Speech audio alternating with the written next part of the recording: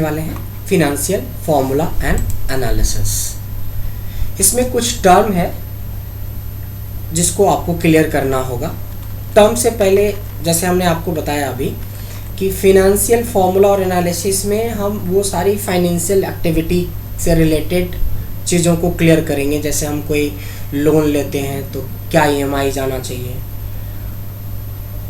अगर हमने fix deposit किया तो सर्टेन टाइम के बाद क्या अमाउंट मिलेगा, अगर हम लोग रेकरिंग में जाते हैं तो क्या कैलकुलेशन बनता है।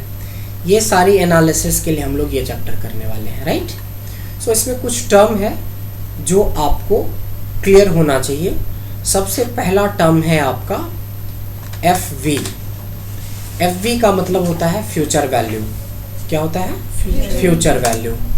FV के बाद होता है PMT, इसको बोलते हैं पर मंथ टेन्योर। क्या बोलते हैं? Per month tenure. और आगे जैसे जैसे वीडियो बढ़ेगा तो और भी इसकी क्लैरिटी होता चला जाएगा। FB, PMT, एक होता है PV। PV मतलब प्रेजेंट वैल्यू। प्रेजेंट वैल्यू क्या होता है? जैसे मान लो कि मेरे को ना आज 1.5 लाख रुपए फिक्स डिपॉजिट करना है 10 साल के लिए, तो जो 1.5 लाख रुपए आज हम लोग कर रहे हैं दैट इज प्रेजेंट वैल्यू। जो मिलेगा इंटरेस्ट के साथ that is future value. PMT मतलब पर मंथ टेन्योर।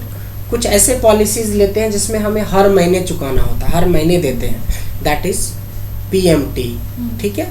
एक होता है N पर। N पर का मतलब होता है नंबर ऑफ पीरियड, मतलब आप कितने टाइम के लिए कोई पॉलिसी लेते हो या लोन लेते हो या जमा करते हो पैसे को। ठीक है। और एक लास्ट है रेट। ये 5 टर्म है और यही पांचों टर्म इस टॉपिक का फॉर्मूला है।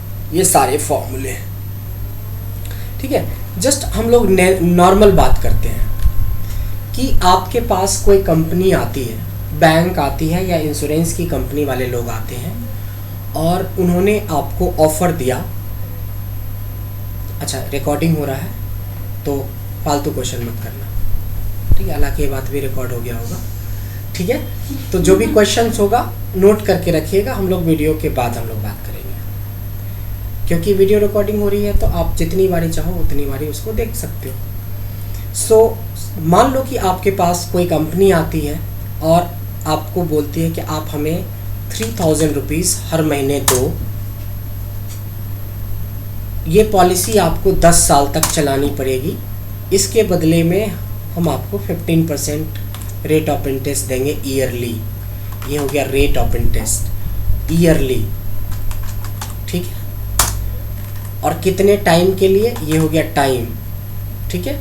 टाइम को हम लोग N पर बोलते हैं ना, रेट को तो रेट ही बोलते हैं। जो हर महीने देना होता है PMT, जिसको हम अपनी भाषा में लोग EMI भी बोलते हैं, जितने का किस्त होता है, या हर महीने मंथली बोल दो, कुछ भी आप समझना है जैसे समझ लो।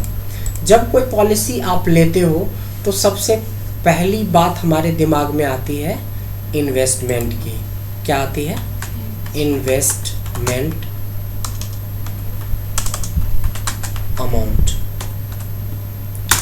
आखिरकार जो पॉलिसी हम लेने वाले हैं उससे हमारा कितना इन्वेस्ट होने वाला है, ठीक है। तो होने वाला है 3000 रुपये महीने का।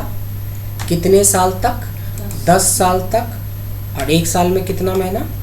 12। यानी कि 3000 इंटू 120 कर दो, या अगर डायनेमिक बनाना है तो साल इंटू 12 कर दो। बात समझ में आया? यानी कि टोटल आपका 10 साल में आपकी जो लागत है, जो आप पॉलिसी लेने वाले हो, उसकी इन्वेस्टमेंट अमाउंट कितनी हो गई? 3,60,000 रुपये। ग्रेट। चलिए, ये तो हमारी इन्वेस्टमेंट हुई कि इतना हमें लगाना है। मिलेगा कितना? क्योंकि मिलेगा के लिए रेट ऑफ इंटरेस्ट है, बट ये इंटरेस्ट मंथली नहीं है, ये है ईयरली। अब जो हम लोग निकालेंगे वही है FB। FB मतलब फ्यूचर वैल्यू। फ्यूचर वैल्यू निकालने वाले हैं हम लोग, यहाँ पे निकालते हैं और देखते हैं कि आगे हमें क्या मिलने वाला है। FB के लिए जो फॉर्मूला होता है रेट, तो रेट ऑफ इंटरेस्ट क्या है हमारा? 15%। बट ये सालाना है, जबकि हम जमा कर रहे हैं मंथली। तो इसको मंथली बनाने के लिए डिवाइडेड बाय 12 करना पड़ेगा। रिपीट मत करो, डिवाइडेड बाय 12 करना पड़ेगा। एन पर मतलब टाइम होता है ना, टाइम। तो 10 साल है, साल को मंथ में कन्वर्ट करने के लिए 12 से मल्टीप्लाई करना पड़ेगा, तभी तो 120 होगा। अगर 15% को डिवाइड करोगे तो एक महीने का पता चलेगा कि 1 पॉइंट समथिंग पड़ रहा है, और मंथ में कन्वर्ट करोगे साल को तो मल्टीप्लाई करना पड़ेगा। नहीं, उसके बाद देखिए क्या मांग रहा है, पीएमटी कितना है, 3000 रुपये हर महीने जो देना है। उसके बाद 2 पॉइंट और है, पीवी और टाइप, लेकिन बड़ी ब्रैकेट के अंदर है तो वो ऑप्शनल पार्ट है, हम उसको छोड़ देंगे और आगे बढ़ेंगे और हमें आंसर मिल जाएगा। बट इसकी आंसर जो होता है, इसकी आंसर जो है वो है आपका नेगेटिव में, इसलिए ये डॉलर और रेट में दिखा रहा है। अगर इस करेंसी को हटा के यहाँ से जनरल करोगे तो ये माइनस में दिखने लगेगा। अब इसको क्या करेंगे, लास्ट में एबीएस लगा के इस नेगेटिव वैल्यू को प्लस में कन्वर्ट कर लेंगे। प्लस अगर आपको दशमलव पॉइंट नहीं रखना है तो यहाँ से भी आप राउंड कर सकते हो, या राउंड लगा के भी कर सकते हो। दशमलव नहीं रखना है तो इंटीजर भी यूज कर सकते हैं। सबसे कॉमन होता है ये लगाना या राउंड करना। ये लगाना मतलब राउंड करना ही हुआ ये। तो आपकी इन्वेस्टमेंट और आपकी जो आपको मिलने वाला है, दोनों अमाउंट मिल चुका है, तो आपको प्रॉफिट पता चल जाएगा। This minus this equal to आपका ये प्योर आपकी बचत वाला है, इन्वेस्टमेंट को छोड़ के। जो आपको चेक मिलेगा तो ये तो 8,25,651 रुपये का मिलेगा इंस्टेड ऑफ 3,60,000 जो आपने लगाया। बट जो आपकी नेट बचत है इस पॉलिसी को लेने में वो है 4 लाख, क्योंकि इतनी तो इन्वेस्टमेंट है।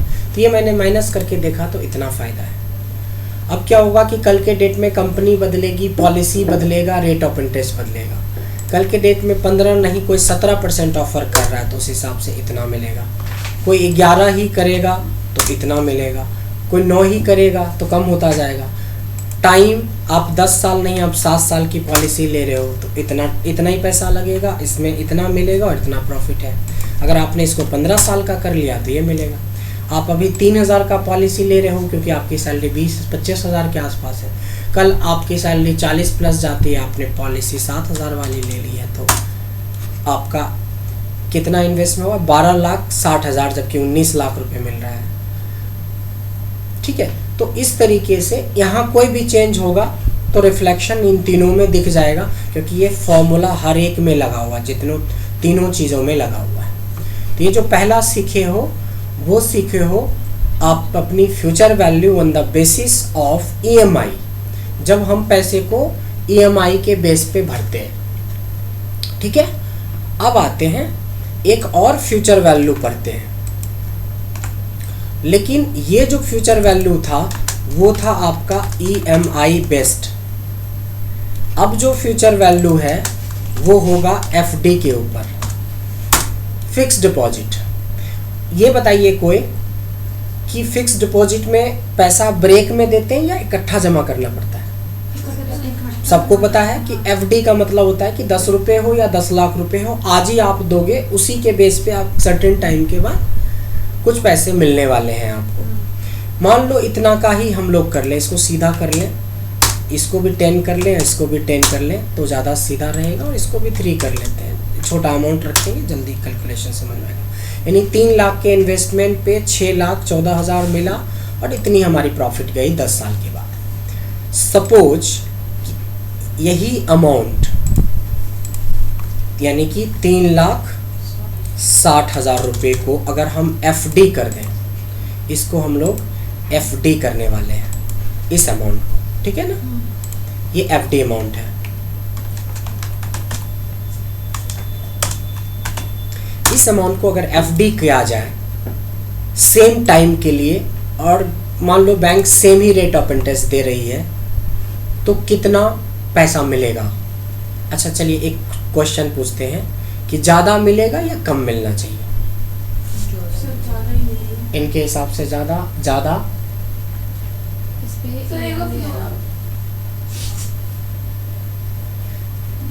EMI में हम प्लान ले रहे हैं 3,60,000 का, तो इतना मिला।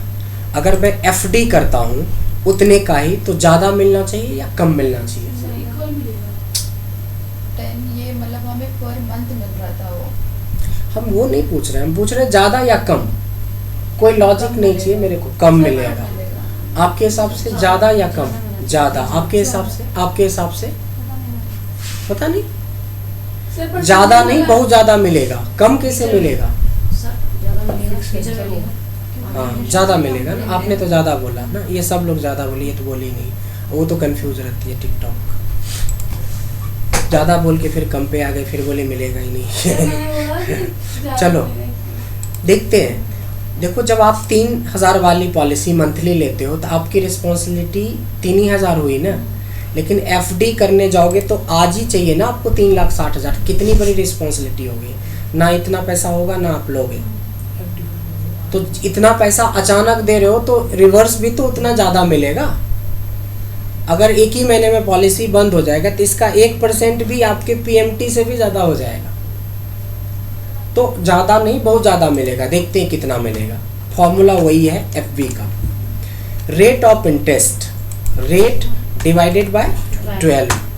एन पर मतलब टाइम, मैंने बोला टाइम सेम कर रहा हूँ, तो इनटू 12। उसके बाद आता है PMT, पर मंथ टेन्योर। जब आप FD करते हो तो हर महीने देना नहीं पड़ेगा, तो दैट इज 0। लेकिन चूंकि ये मेन है ना, फॉर्मूले का मेन पार्ट है, तो यहाँ 0 डाल देंगे कि नहीं देना है। ओके, अब आप आ जाओ PV पे। PV क्या होता है? जो हम अमाउंट FD करने वाले हैं, यानी प्रेजेंट वैल्यू। तो ये टाइप को छोड़ दो, बंद करो। ओके, ज़्यादा मिला कि बहुत ज़्यादा मिला? काफ़ी ज़्यादा मिला नहीं? इसको भी ABS कर लीजिए, और ABS करने के बाद इसको राउंड कर लो, और आप डिफरेंस भी निकाल लो कि ये आपको मिलने वाला अमाउंट है, ये आपका लगने वाला अमाउंट है। देख रहे हो, जहाँ आपको 2.5 लाख के आसपास मिल रहा था, वहाँ 6 लाख के आसपास, डबल से भी ज़्यादा। तो किस पॉलिसी में आप जाना चाहोगे, पहला वाला में या दूसरा वाला में? दूसरे वाले में भाग से भाग के आते लेके वो तो डिपेंड है कि सोर्स ऑफ इनकम क्या है। कौन से में? से इनकम पर डिपेंड भी करेगा, और FD में अगर प्रॉफिट ज़्यादा चाहिए तो इन्वेस्टमेंट भी ज़्यादा चाहिए। आप जाओगे किस में, इसमें या इसमें? सर अभी तो किसी में भी FD FD वाले में जाएंगे। देखिए, कुछ सिनेरियो के लिए क्वेश्चन पूछ रहा हूँ। सिर्फ 5% लोग, जबकि ज़्यादा मिलता है उसके बावजूद भी 5% लोग इसमें जाते हैं, 95% लोग इसमें जाते हैं। क्योंकि आप अगर एक 12,000 सैलरी होल्डर भी हो ना, वो भी ये पॉलिसी ले सकता है। 3,000 रुपये वो ठान लेके हमें बचाना ही है तो बचा सकता है, लेकिन ये ना कभी 3,60,000 होगा ना ले पाएगा। और ये लिक्विड मनी होता है ना, क्योंकि 3,000 दिया और छुट्टी, ये तो पूरा ब्लॉक हो जाता है ना। 3,60,000 ब्लॉक हो गया। ब्लॉक होने की वजह से आपको इतना ज़्यादा प्रॉफिट दिया जाता है बैंक की तरफ से। तो ये 2 एनालिसिस है, एक ही फॉर्मूला है जिसका नाम है FB से ही बनाया है दोनों। बट एक में क्या हुआ, हमने मंथली वाला पार्ट डाला था, और एक वाले में मैंने पूरा ही इन्वेस्टमेंट वाला पार्ट डाला है। तो ये पहला फॉर्मूला बन गया आपको फाइनेंशियल फार्मूला एंड एनालिसिस का FB, जिसमें हम अपनी इन्वेस्टमेंट को 2 तरीके से इन्वेस्ट करके देखा, एक EMI के बेस पे और एक उस पे। डिपेंड करता है, इन्होंने बिल्कुल सही बोला दिनेश ने, कि डिपेंड करता है। अगर आपके पास पैसा अधिक है तो इसमें जाना चाहिए, पैसे नहीं हैं, कम हैं, या आप अपनी अमाउंट को ब्लॉक करना नहीं चाहते हो तो आप इसमें जाओ। इसमें जाओगे तो बहुत कम प्रॉफिट है, इसमें जाएंगे तो ज़्यादा प्रॉफिट है। ऐसे भी बोला जाता है कि जो भी आप फाइनेंशियल एनालिसिस करते हैं, जिसमें जितने लॉन्ग टाइम के लिए आप इन्वेस्टमेंट करते हैं उतना ज़्यादा प्रॉफिट होता है। जितने कम टाइम के लिए आप इन्वेस्ट करेंगे तो पता भी नहीं चलेगा क्या मिला नहीं मिला। आजकल तो बैंक में जो लोग करेंट बैंक वगैरह जो होता है उसमें कुछ थोड़ी ना मिलता है। हम जो पैसा रखते हैं उसके बदले में हमें और भी देना ही पड़ता है, उसमें तो 1 भी रुपये प्रॉफिट नहीं होता। सेविंग वाले में प्रॉफिट होता है। चलिए, तो ये पार्ट में कोई दिक्कत है नहीं ना?